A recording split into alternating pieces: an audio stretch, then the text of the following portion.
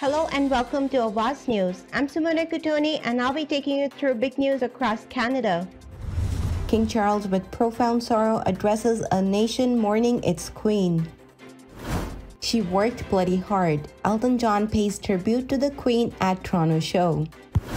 With Queen Elizabeth's death, Canada prepares for an official mourning period. With the death of Queen Elizabeth II, what happens to the Canadian bills and coins? Toronto sign and CN Tower go dark as city mourns the death of Queen Elizabeth II. Indigenous groups share condolences after death of Queen Elizabeth, but colonial past leaves some conflicted. So those were the headlines. Now let's jump right into the details. King Charles III, in his first public address as Britain's new monarch, said he and his family feel profound sorrow at the death of the Queen and vowed to continue his mother's lifelong service. In a tribute lasting around 9 minutes, Charles said he shares the great sadness of so many and a sense of loss that is beyond measure. As he spoke, UK Prime Minister Liz Truss and other senior ministers attended a remembrance service at St. Paul's Cathedral in London. Charles, who became the first monarch immediately upon his mother's death, will be formally proclaimed king at a special ceremony Saturday. Senior legislator on Saturday will take an oath to King Charles III, the new monarch. British icon Sir Elton John paid tribute to Queen Elizabeth II at his final Toronto show last night, calling her an inspiring presence to be around. "She's been with me all my life and I feel very sad that she won't be with me anymore," he said on stage at Rogers Centre to a full crowd. Queen Elizabeth II passed away yesterday at her summer residence in Scotland at the age of 96. Following her death, John posted to social media saying he was saddened to hear the news. The death of Queen Elizabeth has triggered Operation London Bridge, the step-by-step plan for how the British government deals with her passing, and the Operation Unicorn, the plan created in case the monarch died while in Scotland.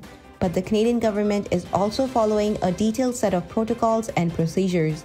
Ottawa kept its plan for the death of the Queen under wraps, but it's likely the government, to some extent, will be relying on the Manual of the Official Procedure of the Government of Canada, which was produced by the Privy Council Office in 1968. However, much is left to the discretion of the Prime Minister as to how some events over the next few days will unfold.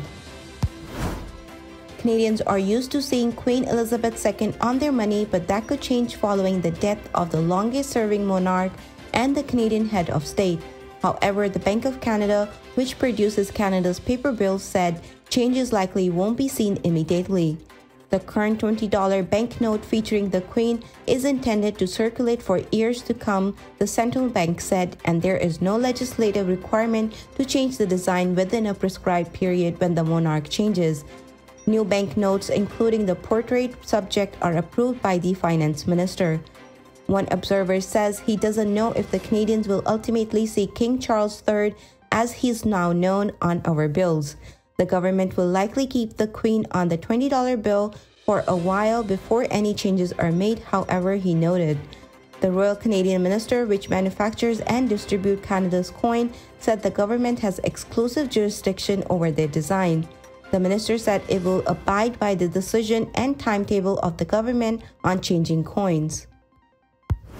Toronto Mayor John Tory is paying tribute to the late Queen Elizabeth II as a beacon of eloquence, stability, and commitment to duty following her death at the age of 96. In a lengthy statement issued yesterday, Tory offered his heartfelt condolences to the royal family as well as the many people throughout the Commonwealth who will be feeling a profound sense of loss in the wake of Queen's death. He also pointed out that Toronto has a long and warm relationship with the Queen dating back to October 1951 when she traveled to the city in the place of her ailing father, King George VI, and took part in the quite essential Toronto tradition of watching a Leafs game at the Maple Leaf Garden. She ultimately embarked on 6 visits to Toronto as the head of the state, the most recent coming in 2010. Tory said that while the Queen will be profoundly missed, residents will be reminded of her through landmarks across the Toronto, including the Queen Elizabeth II building and the Queen Elizabeth Theatre at the Exhibition Place. He also noted that the city recently planted 70 trees in the Roundtree Mill Park to mark her Platinum Jubilee, which will now serve as a living tribute to the long-serving monarch. Indigenous organizations in Manitoba are sending condolences to the royal family after the death of Queen Elizabeth, but some in the community remain conflicted over the Crown's colonial history of abuses against First Nation, Métis, and Inuit people. The 96-year-old, who was Canada's head of state and the longest-reigning British monarch, died yesterday at the Balmoral Castle in Scotland. The Assembly of the First Nation and the Assembly of Manitoba Chiefs released a joint statement saying they were saddened to hear the news. Carlin McLean, Deputy Grand Chief of the Assembly of the Manitoba Chief, said First Nation have a special relationship with the Crown. AFN Regional Chief Cindy Woodhouse said the Queen served with distinction, wisdom, consistency, and honor in the time of the peace and in the times of war. Thank you for tuning in. I'm Simona Kutoni, and I'll see you tomorrow, same time, same channel. Have a good night.